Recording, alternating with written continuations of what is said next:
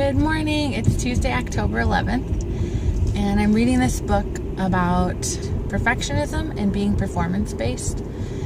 And it's really been interesting.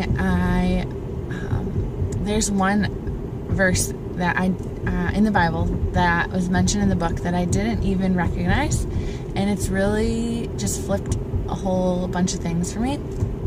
And so it is Mark 10:21, and it's the story of this rich young ruler who talks to Jesus, and he says, what must I do to inherit eternal life?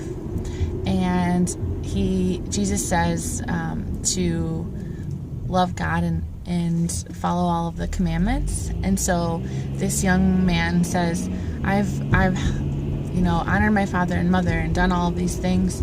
I've kept the commandments since I was a little boy. And Jesus, it says, there's this sentence that I'd never noticed before. It says that Jesus looked at him and loved him. And then he said, there's one thing that you lack. Go and sell everything and follow me.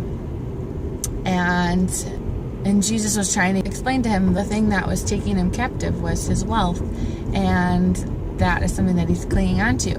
But whenever I had read this story before, I saw it as like Jesus saying, like, well, this is what you lack.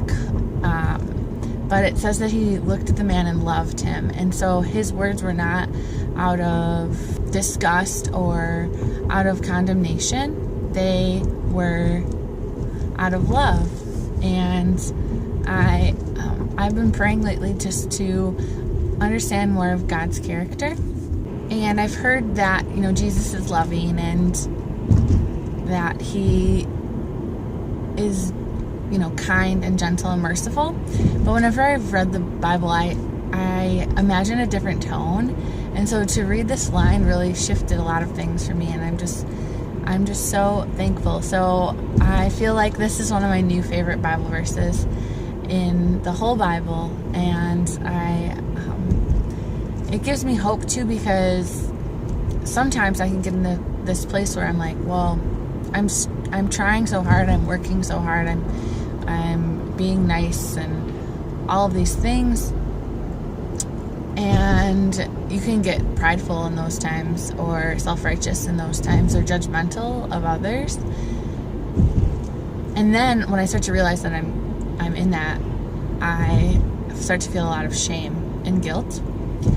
But Jesus still knows our hearts. And I think, like with the rich young ruler, he saw that the man really wanted to do what was right.